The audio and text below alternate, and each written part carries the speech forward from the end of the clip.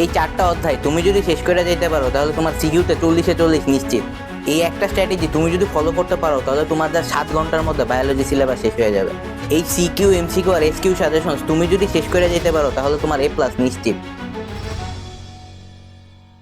আসসালামু আলাইকুম এভরিওয়ান, আমি শাহরিয়ার ইসলাম মাহির। বর্তমানে পড়াশোনা করছি ঢাকার একটা স্বনামধন্য কলেজে, government science college, intermediate first year. আমার এসএসসি ব্যাচ ছিল 2025।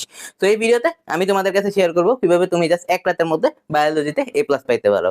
হ্যাঁ, তুমি ঠিকই শুনতেছো, কোনো ভুয়া কথা না। তোমার জন্য ভাই chapter selection, strategy, suggestions, routine, each and everything যা যা দরকার পড়ে ভাই তোমার এক রাতে পড়া A+ পাওয়ার জন্য, বা তোমার সর্বোচ্চ যাতে পাসের টার্গেট বা ইজিলি পাস হিসেবে পড়বে, ওইটা না প্যারা নিতে হবে না। সো সেটা নিয়ে আমি ভিডিওতে বিস্তারিত বলবো। তো ভিডিওটা শেষ পর্যন্ত দেখো। সো দেখো, এবার চলে আসি তোমাদের চ্যাপ্টার সিলেকশনে। দেখো তোমাদের কালকে যেহেতু পরীক্ষা, শুরুতেই ছোট ছোট আর সহজ চ্যাপ্টার দিয়ে শুরু করতে হবে, ওইগুলো আগে শেষ করতে হবে। তো দেখো তোমাদের টোটাল 4টা সৃজনশীল লেখা লাগে। সো 4টা অধ্যায় তোমাদের পড়তে হবে মাস্ট। তো কোন 4টা অধ্যায় তোমরা পড়বা? দেখো তোমাদের পড়া লাগবে হলো 1, 2, 3, 4। এটা বললে অনেকটা কমন পড়ে যাবে। চাইলে এই 1, 2, 3, 4 থেকে একটা বাদ দিয়ে অধ্যায় 13টা পড়তে পারো। অধ্যায় 13 মানে সব চ্যাপ্টার দিয়ে একটা আসবেই, শিওর থাকো। তো তুমি এইরকম একটা পড়লা 1, 2, 3, 4, বা 4-এর অনেকের কাছে কঠিন লাগতে পারে 4টা, যেহেতু একটু ইটি আছে, বুঝতে কষ্ট হয়। তো এটা 4-এর বদলে তোমরা 13 পড়তে পারো, তোমাদের ইচ্ছা। তো 4টা অধ্যায় পড়লে ইনশাআল্লাহ তোমাদের 4টা সৃজনশীল কমন পড়বে। এখন তোমরা কি করবা ভাই?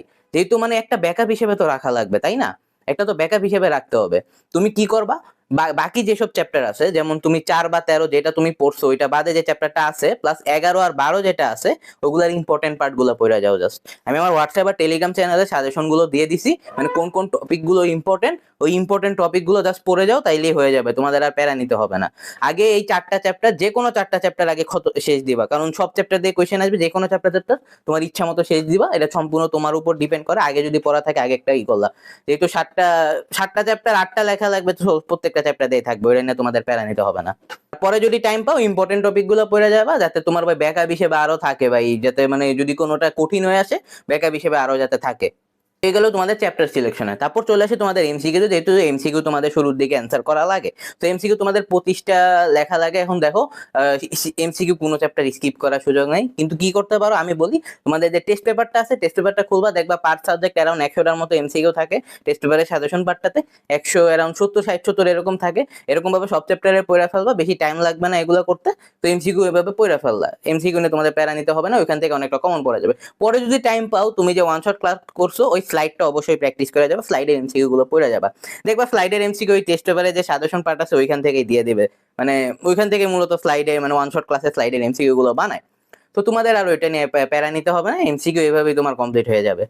কিন্তু আরেকটা জিনিস, ভুলেও বই পড়তে যাবা না। যারা এর আগে বইটা খুলো নাই তারা ভুলেও বই পড়তে যাবা না এমসিকিউর জন্য, তোমাদের মাথায় কিচ্ছু থাকবে না। এর থেকে ভালো ওই এমসিকিউ গুলাই পড়া। 4টা অপশন থাকে, তোমার ব্রেন গরম হয়, তোমার ব্রেন ওইটা আরো ভালোভাবে মনে রাখতে পারবে।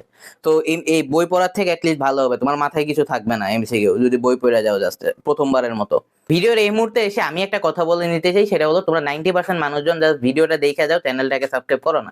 দেখো, একটা ভিডিও বানাইতে প্রচুর কষ্ট হয়, লাইক লাইটিং ঠিক রাখা, অডিও ঠিক রাখার জন্য ভাই ফ্যানটা অফ করে রাখা। লাইক লিটারালি আমি ঘামতেছি কারেন্টলি, ভিডিওতে কতটা বোঝা যাইতেছে তা হয়তো আমি ভালোভাবে বোঝা যায় না, বাট আমি কারেন্টলি ঘামতেছি।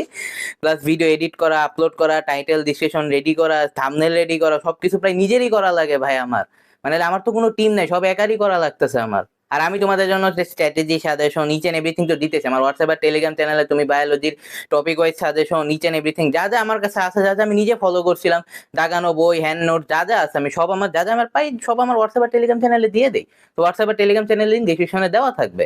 তো এত কিছু করতেছি, একটা সাবস্ক্রাইব ডিজার্ভ করি, তাই না? অল্প বয়সে যদি স্বার্থপর হয়ে যাও, বড় হয়ে কি করবা বলো? তো চ্যানেলটাকে একটা সাবস্ক্রাইব করে দিও। আর কারো যদি এরকম কোয়েশ্চেন থাকে যে ভাই এমসিকিউ তে এত পেলে পাইছি, সিকিউ তে এত লিখছি, A+ আসবে কিনা, বা এরকম রিলেটেড যদি কোয়েশ্চেন থাকে তোমাদের মনের ভিতর যে ভাই ওএমআর একটু ভুল হইতে পারে, এরকম করছি, মানে যে কোনো কোয়েশ্চেন দেয়, সেটা কমেন্ট বক্সে জানো, আমি সব কমেন্টে রিপ্লাই দিই। আগের ভিডিওগুলোর কমেন্ট বক্স চেক করলে তুমি নিজেই প্রমাণ পেয়ে যাবে, আমি সব কমেন্টে রিপ্লাই দিই। তো এটা নিয়ে অত প্যারা নিতে হবে না, তুমি কমেন্টে আমাকে জানাইতে পারো। আর চ্যানেলটাকে অবশ্যই একটা সাবস্ক্রাইব করে দিও। এখন চলে আসি তোমাদের সিকিউ নিয়ে। সিকিউ নিয়ে কি করবো ভাই? চ্যাপ্টার তো সিলেক্ট করলাম সিকিউর জন্য, সিকিউ নিয়ে কি করবো? এখন দেখো, সিকিউতে কি করবা, তুমি প্রথমে তোমার টেস্ট পেপার গাইড খুলবা, সাপ্লিমেন্ট যা আছে তোমার কাছে ওইটা খুলবা। ওইটা খুলে প্রথম 20টা সৃজনশীল জাস্ট চোখ বুলাইবা, ঠিক আছে? চোখ বুলায় রিডিং মেরে দিবা। এইভাবে মানে তুমি যদি চাও বই একেবারে যদি বাজে অবস্থা থাকে ওইগুলোই মুখস্থ মাইরা দিতে পারো, ওইগুলো দিয়ে তোমার কমন পড়ে যাবে। যেহেতু মানে ঘুরায় ফিরে ইম্পর্টেন্ট টপিক আইসা পড়ে ওইখানে। বায়োলজিতে কিন্তু 20% জায়গা দিয়ে 80% কোয়েশ্চেন হয়, এরকম 80-20 রুলটা ফলো করে মূলত। 20% জায়গা দিয়ে 80% কোয়েশ্চেন আসে। তো ওইভাবে তোমার আগাইতে হবে। এর জন্য আমি বলছি টেস্ট পেপারের বিগত বছরের কোয়েশ্চেন গুলো দেখবা, তাইলে আইডিয়া হয়ে যাবে তোমার। 20টা সৃজনশীলের মতো রিডিং দিলে তোমার অটোমেটিকলি আইডিয়া এসে যাবে কোন টপিক গুলো ইম্পর্টেন্ট। তারপর ভাই বই থেকে ওগুলো পড়ে ফেললা, তোমার ইচ্ছা এটা, চাইলে গাইড থেকেও পড়তে পারো। আমি সাজেস্ট করবো গাইড থেকে পড়তে, যেহেতু ওরা মানে ওইভাবে লিখে দেয়, মানে সিকিউ রাইটিং প্যাটার্নটা ওরা ফলো করে ওইভাবে। আর অবশ্যই অবশ্যই যত পারো চিত্র দেওয়া ট্রাই করবা। দরকার পড়লে তুমি ইসেও চিত্র দিয়ে দিবা, খতেও চিত্র দিয়ে দিবা, তোমার খাতারে ইউনিক দেখানো লাগবে। আর ইংলিশ টার্ম ইউজ করার ট্রাই করো, যেটা আমি এখন সাজেস্ট করবো না, আগে যদি পড়া না থাকে। যাদের আগে টুকটাক পড়া আছে তারা ইংলিশ টার্ম গুলো পড়ে যাবে, ইংলিশ টার্ম পরীক্ষার হলে মাইরা দিবা জাস্ট ভাই। তোমার খাতাটারে ইউনিক দেখানো লাগবে অন্য টিচারের থেকে, তাইলে স্যাররা বুঝবে যে এই ছেলে পড়ে আসছে, এই ছেলে ভালো স্টুডেন্ট। ইউনিক রাখা লাগবে। পারলে কত একটা চিত্র মাইরা দিলে, 1-2 সেকেন্ডে একটা বুমবাং আইকা দিলা। তোমার খাতাটা যাতে ইউনিক হয়, অন্য একটা এভারেজ স্টুডেন্টের থেকে যাতে ইউনিক হয়, এটা মাথায় রেখো। আর অবশ্যই নীল কালি ইউজ করবা বেশিরভাগ ক্ষেত্রে। মানে চিত্র আঁকার জন্য তো অবশ্যই পেন্সিল, যে কোনো যে জায়গায় নীল কালি ইউজ করা যায় নীল কালি ইউজ করবা। আর অন্য কোনো কালি ইউজ করবা না, অন্য কোনো কালি স্ট্রিক্টলি ব্যান। সবুজ কালিও কিন্তু ইউজ করা যায় না। এখন চলে আসি সিকিউ এমসিকিউ গেল, এখন চলে আসি তোমাদের এসকিউ নিয়ে। এসকিউ তে কি করবা তোমরা, যে ভাই আমি আমার হোয়াটসঅ্যাপ আর টেলিগ্রাম চ্যানেলে এসকিউ সাজেশন দিয়ে দিছি, ওগুলো পড়ে যাবে। ওইগুলো পড়লে আর কিছু লাগবে না, ঠিক আছে? ওইগুলো পড়লে তোমার সব কভার হয়ে যাবে। ওই এসকিউ সাজেশন গুলো পড়ে যেতে পারো, তোমার আর ভাই এসকিউ নিয়ে কোনো প্যারা নিতে হবে না, মোর দেন এনাফ। তো দেখো এইভাবেই তোমাদের মানে সিকিউ এমসিকিউ আর এসকিউ শেষ দিবা। এখন দেখো কিভাবে কি পড়বা। তুমি মনে করো এই ভিডিওটা সন্ধ্যা 7টার দিকে দেখতেছো, সন্ধ্যা 7টা থেকে রাত 3টা পর্যন্ত কয় ঘন্টা হয়? 12 ঘন্টা। এই 12টা পর্যন্ত 5 ঘন্টা, আর ওইখানে 3 ঘন্টা, 8 ঘন্টার মতো টোটাল পড়া হয়, তাই না?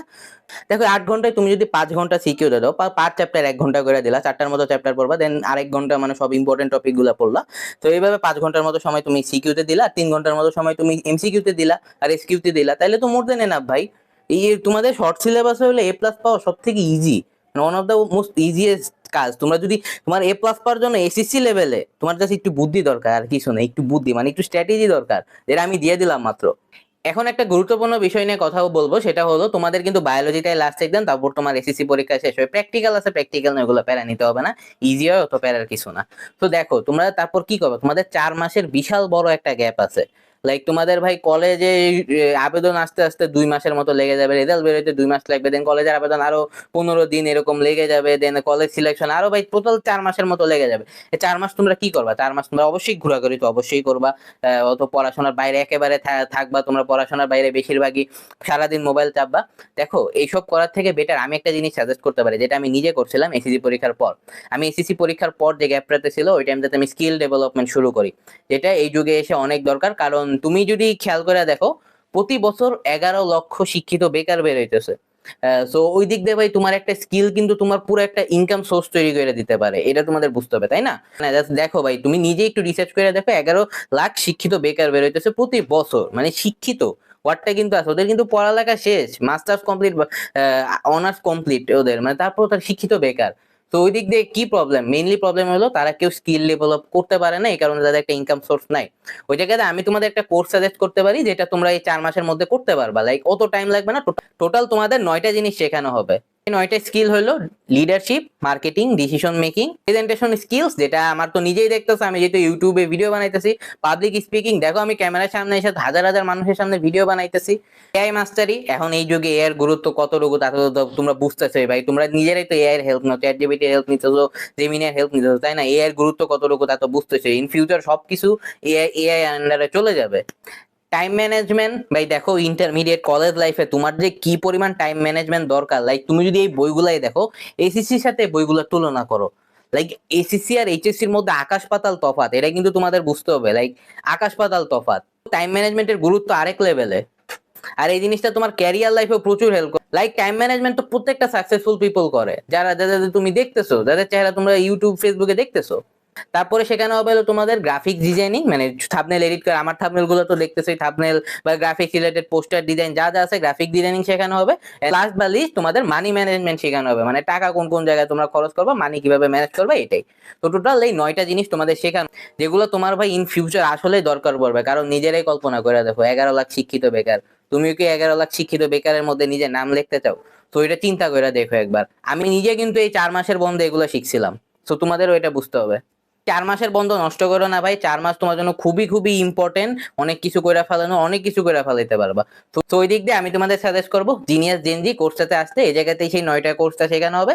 এই কোর্সটাতে এনরোলমেন্টের ডিটেলস আমি লিঙ্কের ডিসক্রিপশনে দিয়ে রাখবো না। তো এই কোর্সটাতে কিভাবে এনরোল হবা, সো আমি ডিসক্রিপশন আর পিন কমেন্টে সায়েন্স বেকারি ফেসবুক পেজে লিঙ্ক দিয়ে রাখবো না, জাস্ট ক্লিক করে মেসেজ দিবা, আমার নাম বললেই বড় একটা ডিসকাউন্ট পেয়ে যাবা, তোমাদের আরো কম প্রাইস লাগবে আর খুবই স্বল্প মূল্যে ভাই তুমি অনেক কিছু শিখতে। টোটাল 9টা কোর্স ভাই, যদি পার কোর্স ভাই তুমি যদি 1,000 টাকা করে ধরো, একটা কোর্স শিখতে গেলে তো 1,000 টাকা মিনিমাম লাগে, ওইভাবে হিসাব করে দেখতে যে কত টাকা বাচ্চাতে তো কল্পনার বাহিরে, তাই না?